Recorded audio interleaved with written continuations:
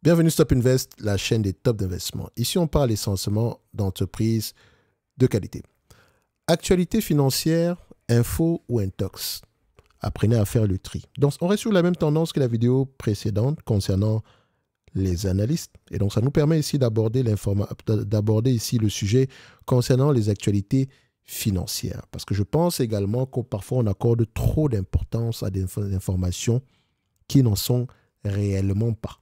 OK, quand je dis des informations qui n'ont vraiment pas un réel impact sur le business de la compagnie, sur le business de l'entreprise sous-jacente. Donc, je m'explique.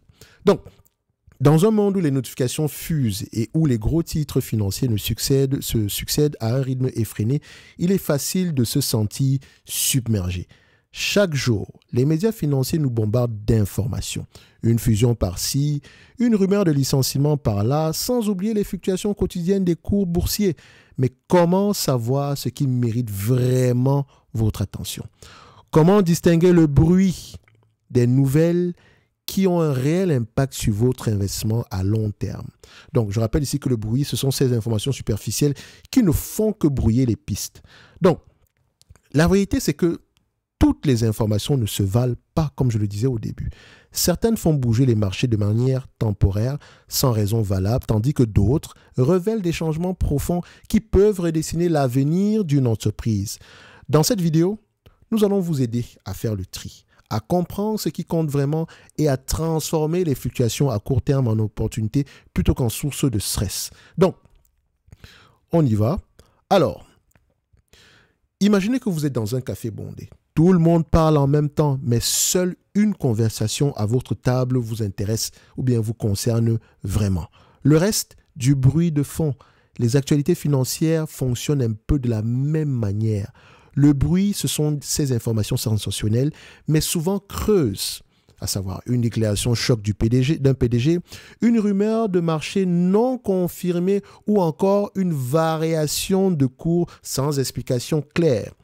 Ces éléments peuvent faire grimper ou chuter les actions en un clin d'œil, à court terme bien sûr, mais ils n'ont souvent aucun lien avec la santé réelle de l'entreprise.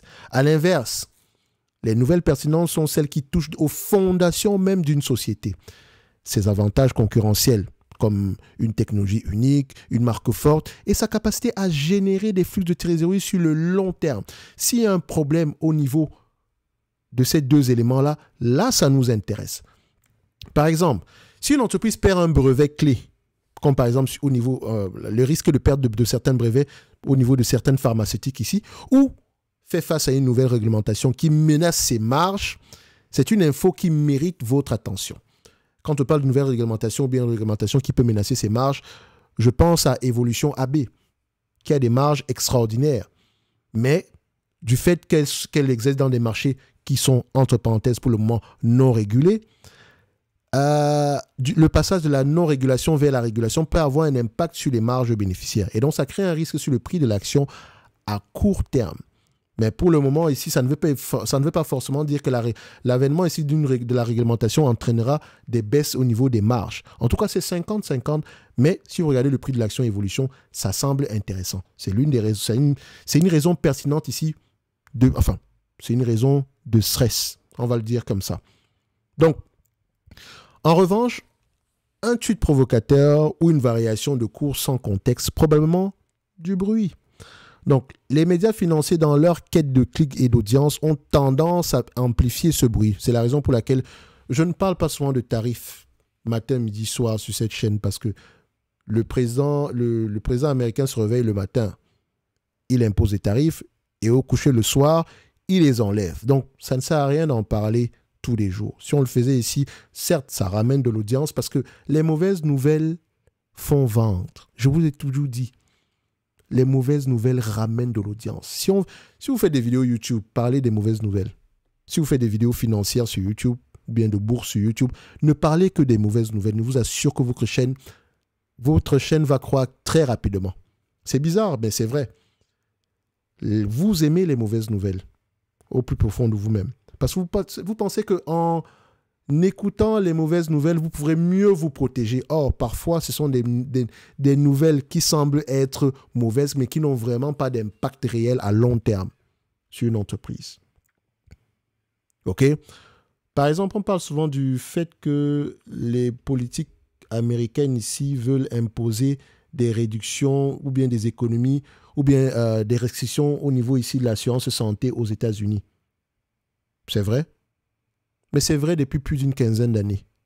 Ouais, aussi simple que ça. Ça ne veut pas dire que ça ne va pas. Ils ne vont pas finir par imposer des sanctions de telle sorte que les entreprises comme UNH vont avoir tendance à avoir des marges de bénéficiaires moins élevées ou ce genre de choses-là. Mais ça fait 15 ans qu'ils essayent de faire cela. Jusqu'à aujourd'hui, ça n'a rien donné. Au contraire, parfois même les entreprises d'assurance santé ont tendance à bien performer. Aujourd'hui, l'avènement, c'est quoi? C'est Dodge. Moi, je parle des entreprises nord-américaines. Quoi? Dodge va faire quoi? Est-ce qu'on coupe au niveau de l'assurance santé ou de Medicaid ou bien de Medicare? Si vous regardez bien en profondeur, comment est-ce que ça fonctionne? Parce que les gens ne se posent même pas la question de savoir comment est-ce que le Medicaid fonctionne, le Medicare fonctionne. On parle juste d'assurance santé. Or, c'est très particulier. Vous allez remarquer que cet élément-là, il vaut mieux ne pas y toucher, tout simplement parce que, du point de vue électoral, ça peut nous porter préjudice. Mais ça ne veut pas dire qu'on ne peut pas faire des économies dans ces différents programmes-là, comme par exemple, avant, le nombre de visites chez le médecin était une bonne chose pour c'était une bonne chose pour les différents... comment on dit ça? C'était une métrique intéressante pour les médecins. Okay? Plus il y a de visites, mieux c'est. Maintenant, pour se faire rémunérer pour Medicaid ou bien pour Medicare, il faut que ce soit efficace. Donc, moins il y a de visites, mieux c'est. Donc, ça veut dire que si le patient que vous avez reçu ici aujourd'hui ne revient pas sur une période déterminée, tant qu'il est en vie, ça veut dire que c'était correct. Mais s'il a tendance à aller voir un autre médecin la semaine qui suit, etc., ça veut dire que le service que vous lui avez donné n'était pas intéressant. Donc, ça peut vous porter préjudice, vous le médecin. Donc, il y a un certain intéressement ici au résultat. Il faut aller plus loin que les informations que vous recevez généralement ici. D'accord? L'actualité financière, c'est une question de sensation. On veut juste vendre ce qui pourrait permettre ici de faire du clic. Point. Et ça s'arrête là. OK? Donc, les médias financiers, dans leur quête de clics et d'audience, ont tendance à amplifier ce bruit. Un titre accrocheur peut faire vendre, mais il ne vous aide pas forcément à prendre de meilleures décisions d'investissement. Donc, par exemple, moi, je n'ai pas de titre accrocheur. Ça ne m'intéresse pas. Si l'entreprise concerne Nvidia, si je fais une autre analyse sur Nvidia, je mettrai Nvidia. Je ne vais pas vous dire, voici l'entreprise qui va vous permettre de devenir riche demain. Non, ça sonne mal dans mes oreilles, en fait. Et non seulement je déteste ces titres-là sur d'autres chaînes, je n'ai pas envie de voir la même chose chez moi. Et pourtant, j'ai fait le test. Ça fonctionne vraiment. Ça fonctionne. Comme par exemple, pour cette vidéo, je mettrai un titre qui s'appelle Crack. Et vous allez voir que ça va fonctionner. Je sais, je vous connais. Nous aimons tous les mauvaises nouvelles. De toute façon, j'aurais tendance à changer le titre après, mais vous allez comprendre. Bref, c'est une expérience sociale. J'espère que YouTube me donnera tort. Mais je sais que c'est un mot-clé qui va uniquement fonctionner. Je mettrai quoi? Crack boursier, voici comment vous protéger. Bref, on verra ce que ça va donner. D'où l'importance de filtrer les informations avec discernement.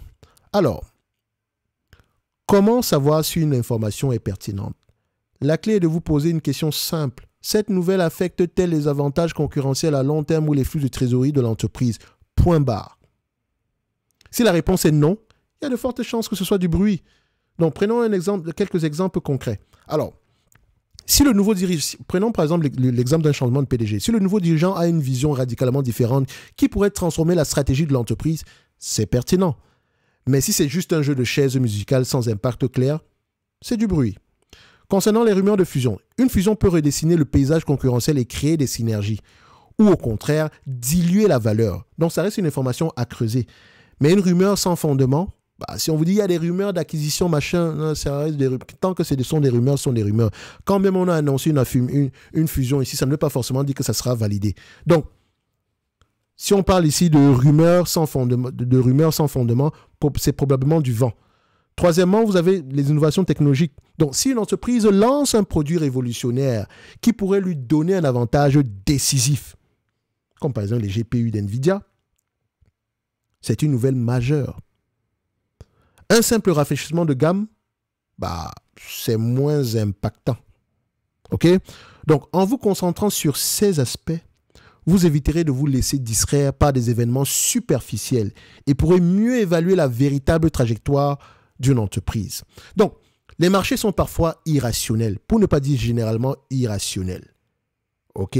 Pourquoi? Parce que les opérateurs sont à peu près sont généralement des êtres humains et l'être humain est très souvent irrationnel.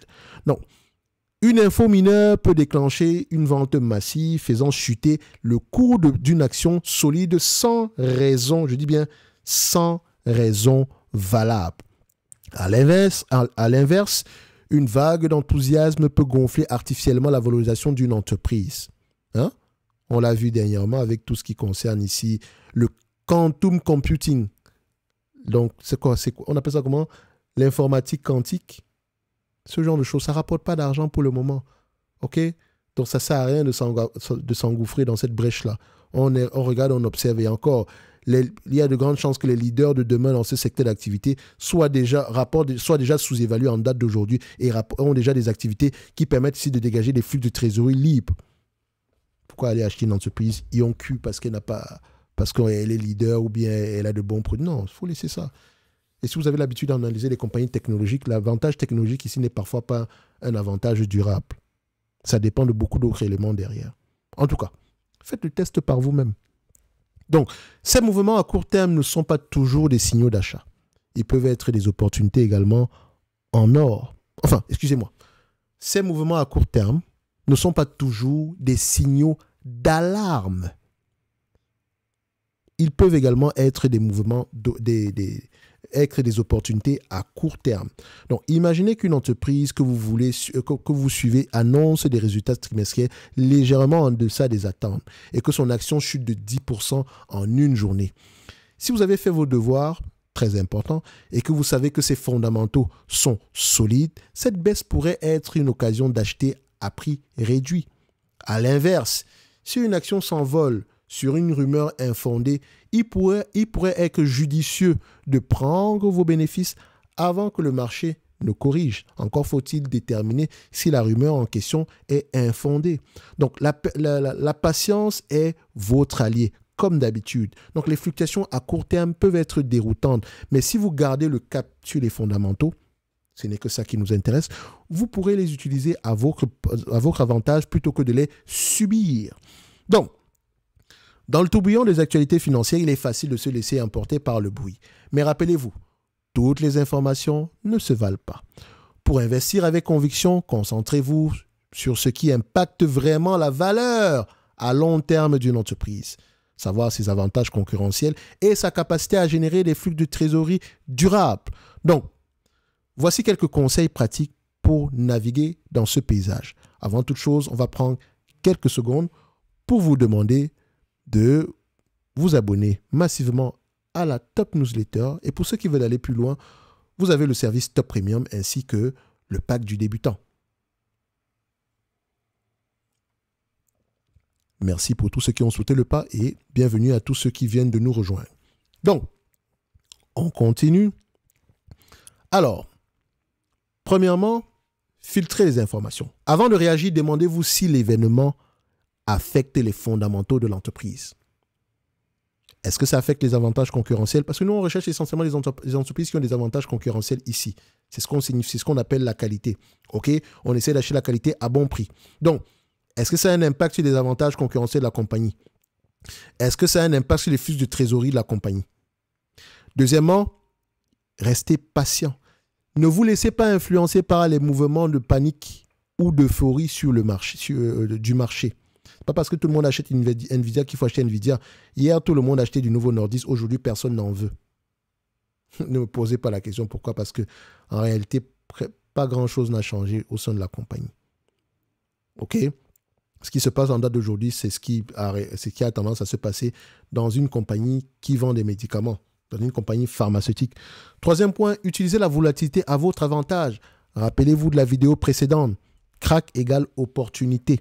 Les fluctuations à court terme peuvent créer des points d'entrée ou de sortie, bien sûr. Intéressant, si vous gardez la tête froide si vous gardez la tête froide. Et laissez-moi vous dire que juste le fait, garder la tête froide, c'est quelque chose de très compliqué, surtout quand votre argent est en jeu. Mais très souvent, c'est parce qu'il n'y a pas de méthodologie propre derrière. Les gens achètent parce que c'est que tout le monde achète, sans toutefois faire des analyses approfondies, de telle sorte qu'on investit sans réelle conviction. Et c'est normal qu'on puisse agir généralement, qu'on puisse généralement céder à nos émotions quand le marché s'effondre. Or, c'est le prix à payer, la volatilité. Volatilité est synonyme d'opportunité pour nous. En tout cas, si vous êtes sur Top Invest, sachez que le rouge, on adore ça. OK? Ça nous permet ici d'accumuler, surtout quand on est en phase d'accumulation comme moi. Je peux également comprendre si vous êtes en phase de décaissement. OK? Ça peut être vous pouvez avoir un raisonnement totalement différent. Donc, en somme, apprenez à ignorer le bruit, à vous concentrer sur les nouvelles qui comptent et à transformer la volatilité en opportunité. Parce qu'à la finalité, c'est que non seulement vous allez mieux dormir la nuit, mais également votre portefeuille vous en remerciera. Un like, un abonnement, un commentaire, ça fait toujours plaisir. Et en commentaire ici, j'aimerais savoir, est-ce que vous avez déjà vendu ou acheté une action en vous basant essentiellement sur une information financière, sans lire les rapports financiers? Et laissez-moi savoir, j'aime toujours, ce qui m'intéresse, c'est surtout la finalité. Est-ce que ça s'est bien passé ou mal passé pour vous? Et si ça s'est bien passé, est-ce que c'est un coup de chance ou un coup de génie? Et si ça s'est mal passé, quelles sont les leçons que vous avez tirées? Le débat est ouvert en description, en commentaire dans la vidéo. Et n'oubliez pas, Top Premium, Top Newsletter et le pack du débutant en description de la vidéo. Un like, un abonnement, un commentaire, ça fait toujours plaisir. Et rappelez-vous que ceci n'est que mon point de vue et non un conseil d'investissement. Merci, au revoir.